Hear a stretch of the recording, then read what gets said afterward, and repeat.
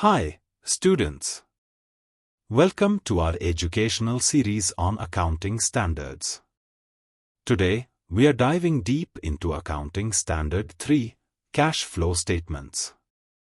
By the end of this video, you'll have a crystal clear understanding of how businesses track and present their cash movements effectively. So, let's get started. What is a cash flow statement? A cash flow statement, or CFS, is a financial statement that shows the actual inflows, like receipts, and outflows, like payments, of cash and cash equivalents during a specific accounting period. It's like a financial pulse check for any organization. Who needs to prepare a cash flow statement? As 3 is mandatory for non-SMCS, non-small and medium companies. Level I enterprises, non-corporate entities.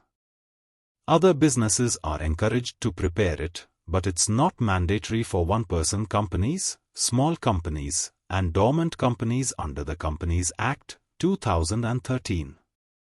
Now, what happens when a company moves in or out of As 3's scope?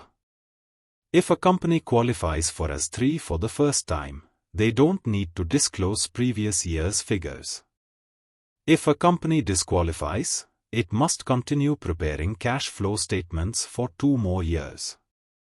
Why is this statement so important? Let's see who benefits from it. Management and business owners, to manage liquidity and plan financing. Investors and shareholders, to analyze cash generation and ROI. Lenders and creditors, to assess repayment ability and creditworthiness. Government and regulators, to ensure compliance. Employees, to gauge job security and growth potential. Analysts and consultants, to predict future performance. Suppliers, to evaluate payment reliability. Competitors, to compare financial strategies and efficiency. For instance, imagine an investor analyzing 2 companies. A healthy cash flow statement gives them confidence in one over the other. Why is a cash flow statement important? The cash flow statement provides essential insights. Tracks historical changes in cash flow. Helps plan for future cash needs. Assesses the company's ability to generate cash and meet obligations. Analyzes solvency, liquidity, and profitability. Compares operational efficiency with competitors. Cash and cash equivalents include cash in hand, demand deposits, and short-term, highly liquid investments with a maturity of 3 months or less. Investments in shares, due to their value uncertainty, are excluded. As 3 categorize cash flows into 3 types. Operating cash flows. These are inflows and outflows from core business operations. Examples include cash inflows. Revenue from the sale of goods and services. Collections from customers for goods or services. Cash outflows. Payments to suppliers for raw materials or goods. Salaries, wages, and employee benefits. Payment of operating expenses like rent, utilities, etc. Investing cash flows. Investing cash flows are cash inflows and outflows associated with the acquisition or disposal of long-term assets or investments not included in cash equivalents. These activities involve investment in resources that contribute to future growth. Examples include cash inflows. Proceeds from the sale of fixed assets, example, land, buildings, equipment. Recovery of loans or advances given to other entities. Dividends or interest income earned, other than by financial institutions. Cash outflows. Purchase of fixed assets such as machinery or buildings. Loans or advances given to other entities. Financing cash flows. Financing cash flows are cash inflows and outflows related to activities that result in changes in the size and composition of the company's capital structure. These involve raising funds from owners or creditors and returning funds to them. Examples include cash inflows, proceeds from issuing equity shares or preference shares, proceeds from issuing debentures or bonds, borrowings from banks or other financial institutions. Cash outflows, redemption of shares, debentures, or bonds, repayment of loans or borrowings, payment of dividends to shareholders, interest payments on borrowings, excluding those by financial institutions. Why separate categories are important. Imagine trying to analyze a company's financial health without understanding where its cash is coming from or where it's going. That's where separating cash flow categories becomes essential. Improved understanding. By categorizing cash flows, users can easily distinguish between cash generated from core operations, long-term investments, and financing decisions. Informed decision-making. Investors can evaluate whether the company is focused on growth through investments or is reliant on external funding. Creditors can assess the company's liquidity and repayment ability based on operating cash flows. It's also vital to understand how these categories interrelate. For instance, borrowed cash used for operating expenses is different from cash used to acquire long-term assets. Selling fixed assets to cover operating expenses might signal short-term liquidity issues. This holistic view helps stakeholders make better financial decisions. Net cash flows represent the total inflows and outflows of cash within a specific period. These are categorized into three main activities. Operating activities, cash generated from the core business operations. Example, revenue from sales or payments to suppliers. Investing activities, cash used for acquiring or disposing of long-term assets. Example, purchase or sale of machinery. Financing activities, cash flows related to changes in the company's capital structure. Example, issuing shares or repaying loans. The type of cash flow also depends on the nature of the enterprise. Financial enterprises. Financial enterprises are businesses whose primary operations involve financial transactions such as lending, borrowing, investing, and managing monetary resources. These organizations are usually part of the finance industry. Examples: banks, insurance companies, mutual funds, investment companies, non-banking financial companies, NBFCs. Non-financial enterprises. Non-financial enterprises are businesses whose primary operations are not related to financial activities but focus on producing goods or providing non-financial services. Examples: manufacturing companies, example, automobile, electronics. Retail businesses, example, supermarkets. Service providers, example, IT companies, hospitality, healthcare. All enterprises. All enterprises refers to all types of businesses, regardless of whether they are financial or non-financial. It is a broader term encompassing every entity that operates in the economy. Applicability. Certain transactions like dividends paid or insurance claims received are treated uniformly across all enterprises. Accounting standards, like S3, may specify such universal classifications for consistency. Let's begin with how loans or advances given, and the interest earned on them, are treated. For financial enterprises, loans, advances, and interest earned are classified as operating cash flows because they form part of their core business activities. For non-financial enterprises, these are considered investing cash flows, as they involve deploying cash for income-generating activities outside core operations.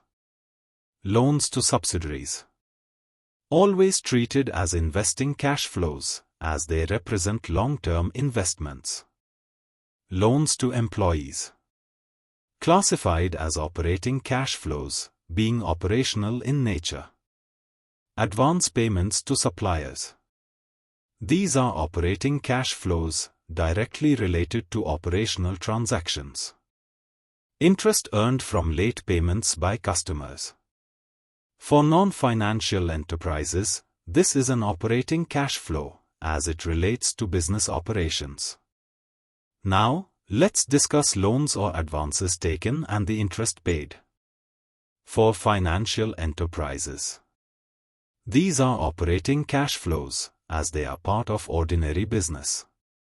For non-financial enterprises, classified as financing cash flows, as they involve funding activities. Loans from subsidiaries, treated as financing cash flows for all enterprises. Advances from customers. For non-financial enterprises, these are operating cash flows. Interest paid to suppliers for late payments, considered operating cash flows, as they arise from day-to-day operations.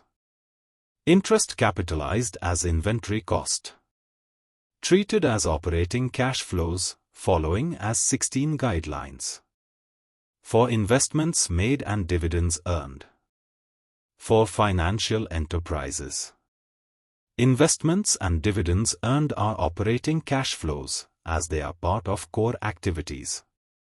For non-financial enterprises, classified as investing cash flows, representing income from non-operational activities. Investments in subsidiaries, always treated as investing cash flows. Dividends paid are considered financing cash outflows for all enterprises. This reflects their impact on the company's capital structure as returns to shareholders. Here's how income tax is classified. Tax on operating income, treated as an operating cash outflow, as it relates to regular business income. Tax deducted at source, TDS. If linked to operating income, operating cash outflow. If linked to investment income, investing cash outflow. If related to expenses, operating expenses, operating cash inflow. Financing expenses, financing cash inflow. Lastly, insurance claims against stock profit loss, classified as extraordinary operating cash inflows related to operational continuity. Against fixed assets, treated as extraordinary investing cash inflows, since they pertain to capital assets. As 3 requires separate disclosure of extraordinary cash flows, specifying whether they are operating, investing, or financing. This transparency enhances stakeholder trust and clarity. This classification ensures a clear understanding of cash inflows and outflows by grouping them based on their relevance to operating, investing, or financing activities. The distinctions help stakeholders analyze financial performance, operational efficiency, and strategic investments of an enterprise. Cash flows from operating activities are the cash inflows and outflows generated by the core operations of a business. These activities provide insights into how the enterprise generates and uses cash through its primary business activities. Reporting these cash flows can be done using 2 methods, the direct method and the indirect method. Direct method. This method lists the gross cash inflows, example, receipts from customers, and gross cash outflows, example, payments to suppliers and employees, directly from the cash transactions. Non-cash items like depreciation and provisions are ignored. The calculation provides a straightforward and detailed view of how cash is earned and spent during the reporting period. Indirect method. This method starts with the net profit or loss figure from the income statement and adjusts for non-cash items, example, depreciation, provisions. Non-operating items, example, interest received, loss on asset sale. Changes in working capital items, example, increase or decrease in inventory, accounts receivable, accounts payable. The goal is to convert the profit or loss figure into a net cash flow figure. Investing cash flows involve activities like purchasing or selling fixed assets, machinery, or investments. The direct method is used exclusively for this category, tracking cash movements directly. Unlike operating activities, no reconciliation or adjustments are needed. Financing cash flows focus on changes in a company's capital structure. Examples include issuing shares, borrowing loans, repayment of loans or payment of dividends. As with investing activities, the direct method is used here too, tracking actual cash inflows and outflows. Both investing and financing cash flows are based entirely on actual cash transactions, so they remain identical across both methods. Direct method for operating cash flows. Lists cash inflows, example, payments from customers, and outflows, example, salaries, supplier payments, directly. Offers clarity but requires detailed cash transaction records, which are often unavailable in standard financial statements. The direct method focuses on identifying and summing up all the cash inflows and cash outflows related to operating activities. Cash inflows. Add cash received from the sale of goods. It means sales revenue is the primary operating cash inflow. Identifying the actual cash received ensures we exclude credit sales that do not represent cash movement. Next, add cash received from trade receivables. This step accounts for cash collected from past credit sales, converting receivables into cash inflows. Next, add cash received from the sale of services. For service-oriented businesses, revenue from services is a major cash inflow. The sum of all cash inflows is called total cash inflows. Subtract the cash outflows. First, subtract payment for cash purchases. This represents the cash spent on acquiring inventory or raw materials, an essential operating expense. Next, subtract payment to trade payables. It reflects the settlement of outstanding bills to suppliers, ensuring continuity of operations. Next, subtract payment for operating expenses. It includes recurring cash payments for utilities like power, rent, and other administrative expenses, which are necessary to maintain operations. Subtract payment for wages and salaries. Staff compensation is a critical cash outflow in any business. Next, subtract payment for income tax. Represents cash paid to meet statutory tax obligations on operating income. The sum of all cash outflows is called total cash outflows. Adjustment for extraordinary items. Extraordinary cash inflows or outflows, example, insurance claims, legal settlements, are separated to avoid distorting the core operating cash flow. Net cash flow from operating activities. By aggregating inflows and outflows, we determine whether the business is generating sufficient cash from its core operations. Let's next we learn calculation of cash flow from investing activities.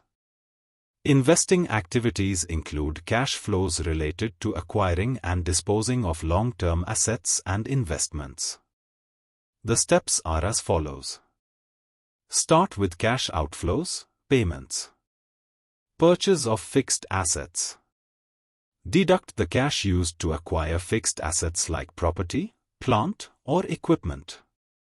These represent investments made to sustain or expand operations.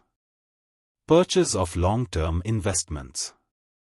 Deduct cash spent on acquiring shares, bonds, or other long-term securities.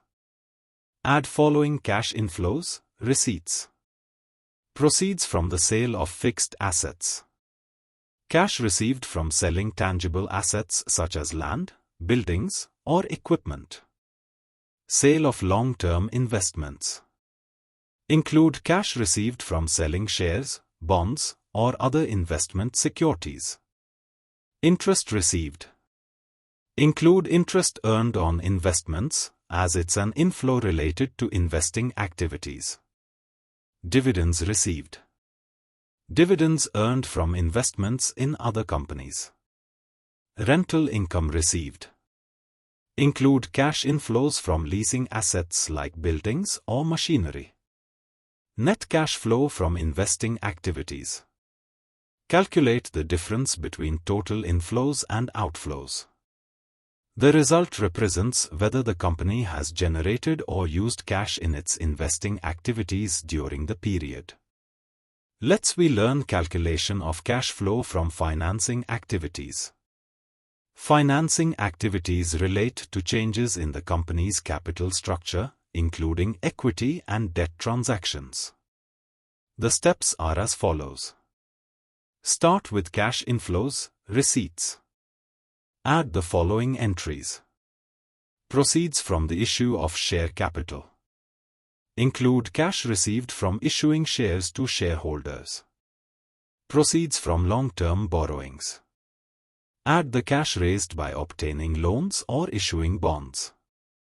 Next we deduct the following cash outflows, payments. Repayment of long-term borrowings. Cash used to repay loans or redeem bonds. Buyback of shares. Cash spent to repurchase the company's own shares. Interest paid. Interest payments made on loans or bonds. This represents a financing outflow. Dividends paid. Dividends distributed to shareholders, as it's a cash outflow to return profits to equity holders. Net cash flow from financing activities. Calculate the difference between total inflows and outflows. The result indicates whether the company has generated or used cash in its financing activities during the period. Next we are exploring the final steps in preparing a cash flow statement, calculating the net increase or decrease in cash and cash equivalents and determining the cash and cash equivalents at the end of the period. Let's dive in. The first step is to calculate the net increase or decrease in cash and cash equivalents. This is done by summing up the net cash flows from three categories. Net cash flow from operating activities, net cash from, used in, investing activities, net cash from, used in, financing activities. Now, let's look at the cash and cash equivalents at the beginning of the period. This includes opening balances of cash in hand, physical cash available, cash at bank, funds held in bank accounts, marketable securities, short-term deposits, highly liquid investments with a maturity of 3 months or less. Finally, to determine the cash and cash equivalents at the end of the period, we use this formula. Net increase/decrease in cash and cash equivalents plus cash and cash equivalents at beginning of the period is equal to cash and cash equivalents at the end of the period. This simple formula gives us a clear snapshot of the company's cash position at the end of the accounting period. Why use the direct method? It provides transparency by detailing the sources and uses of cash, making it easier to understand and predict future cash flows. Stakeholders can clearly identify which activities generate or consume cash. The indirect method of preparing the cash flow statement reconciles net income, accrual-based, to actual cash flows, which provides insights into operational cash generation. Below are the reasons behind each step in detail. Calculation of cash flows from operating activities. Start with net profit before taxation and extraordinary items. The net profit figure from the income statement is accrual-based. It includes revenues and expenses that may not involve cash. Hence, adjustments are necessary to arrive at actual cash flows. Start with the profit and loss appropriation account, current year. This represents the closing profit for the current year after all appropriations, example, dividends, transfers to reserves. It is the starting point to identify the total profit available for distribution or retention. This amount includes the net profit for the year but may also contain adjustments from the previous year, which need to be isolated.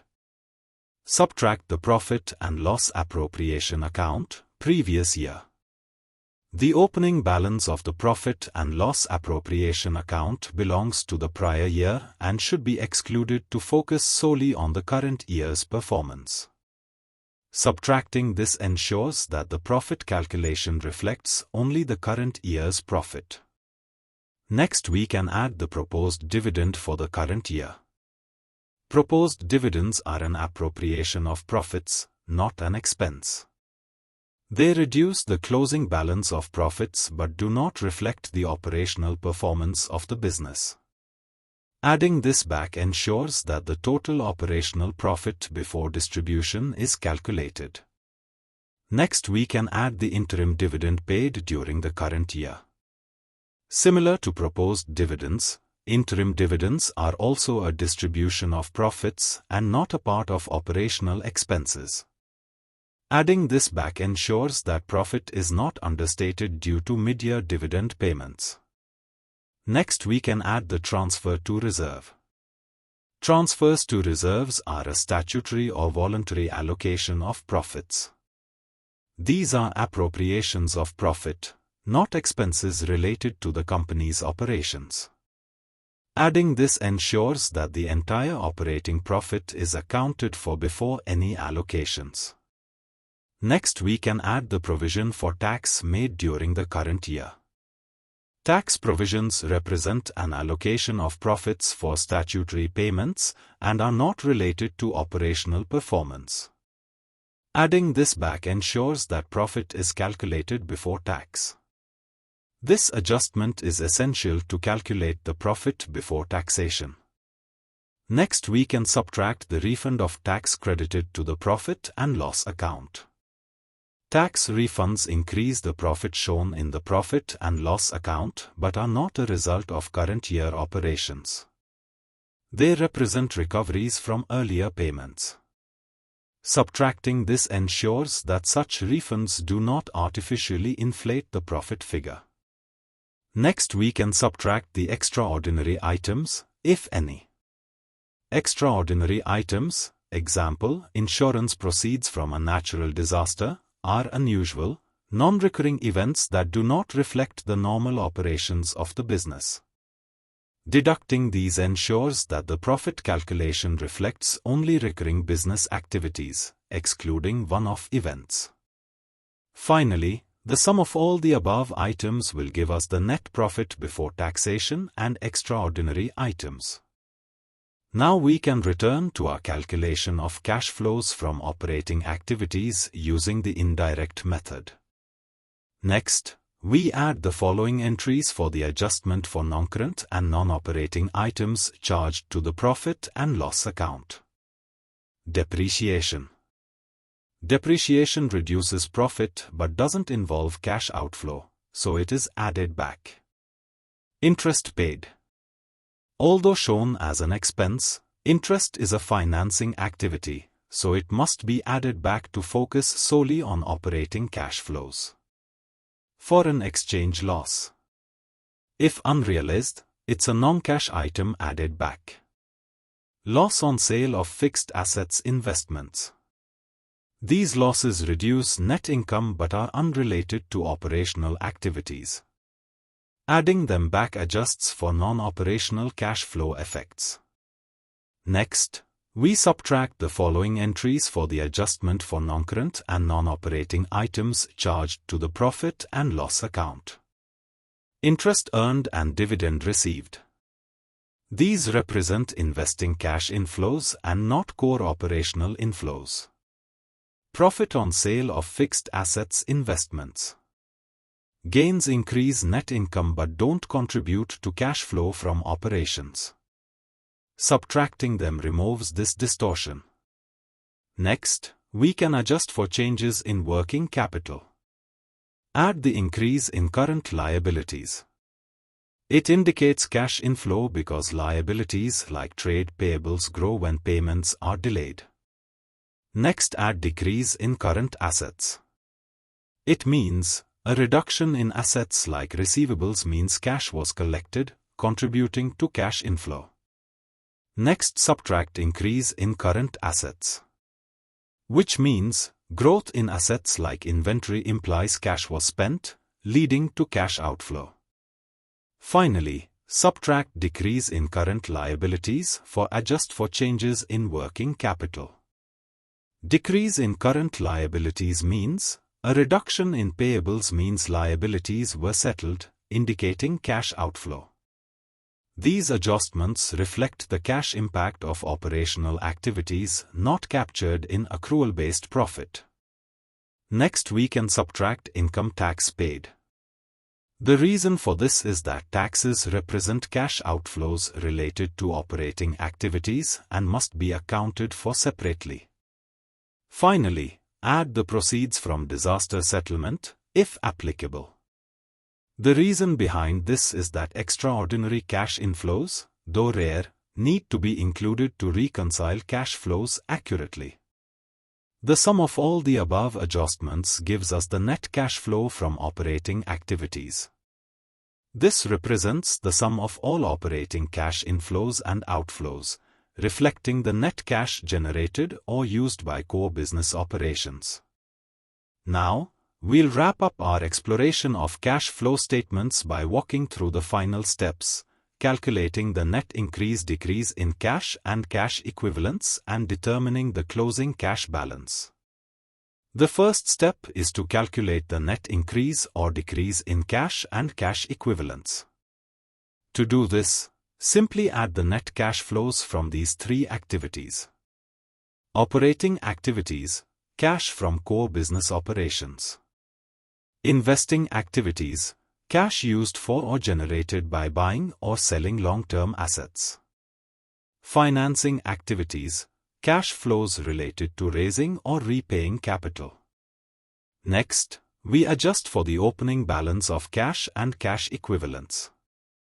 This includes cash in hand, the physical cash available at the start of the period. Cash at bank, funds held in bank accounts. Short-term deposits, marketable securities, highly liquid assets with maturities of 3 months or less. Adding the opening balance helps us link the beginning of the period to the changes throughout. Finally, we calculate the closing balance of cash and cash equivalents using this formula. Net increase-decrease in cash and cash equivalents plus opening balance of cash and cash equivalents is equal to closing balance of cash and cash equivalents. This closing balance represents the company's total cash available at the end of the accounting period. It's the figure reported in the cash flow statement. Finally, we'll cover critical aspects of AS3, reporting cash flows on a net basis, interest and dividends, non-cash transactions, and disclosures. AS3 emphasizes separate reporting of cash inflows and outflows for investing and financing activities. For example, if a company purchases machinery for 50,000 rupees and sells furniture for 10,000 rupees, these must be reported as distinct transactions, not netted to 40,000 rupees. However, exceptions exist. Customer-related cash flows. For instance, banks managing deposits and repayments on behalf of customers. Frequent, quick turnover transactions. Like investment companies buying and selling securities. Why separate reporting? Transparency. It ensures users can understand the quantum and nature of each transaction. The exceptions simplify reporting for interdependent or frequent activities. The treatment of interest and dividends varies by enterprise type. For financial enterprises, interest paid, interest received, and dividends received, classified as operating activities, as these are part of their primary operations. For other enterprises, interest paid, a financing activity tied to borrowing. Interest and dividends received, investing activities, as their returns on investments. Dividends paid, a financing activity, reflecting returns to shareholders. This classification aligns cash flows with the nature of the enterprise's activities. As 3 excludes non-cash transactions like issuing bonus shares from the cash flow statement. Instead, they are disclosed separately. Why? Cash flow statements focus exclusively on actual cash movements. Disclosing non-cash transactions ensures stakeholders have complete financial information without affecting cash flow clarity. When acquiring or disposing of a business, cash flows are classified under investing activities. Separate disclosure is required for total purchase disposal consideration, the cash component of the consideration. Additionally, current assets and liabilities acquired shouldn't impact operating cash flow calculations. This ensures operating cash flows reflect only day-to-day operations, not business acquisitions. Currency exchange gains or losses on cash equivalents in foreign currency aren't included as cash flows. Why? They result from valuation changes, not actual transactions. These are reconciled in the cash flow statement but shown separately on the balance sheet. As 3 encourages comprehensive disclosures, including restricted cash balances, for instance, bank balances in foreign countries. Undrawn borrowing facilities, highlighting available liquidity and financial flexibility. Cash flows for capacity maintenance versus expansion, differentiating between replacement and new investments.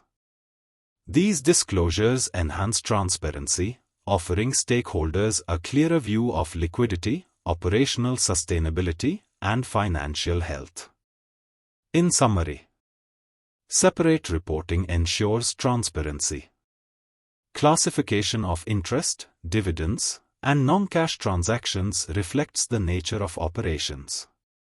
Disclosures add clarity to financial statements, empowering stakeholders to make informed decisions. If you found this session helpful, don't forget to like, share, and subscribe to stay updated with more accounting insights. See you next time.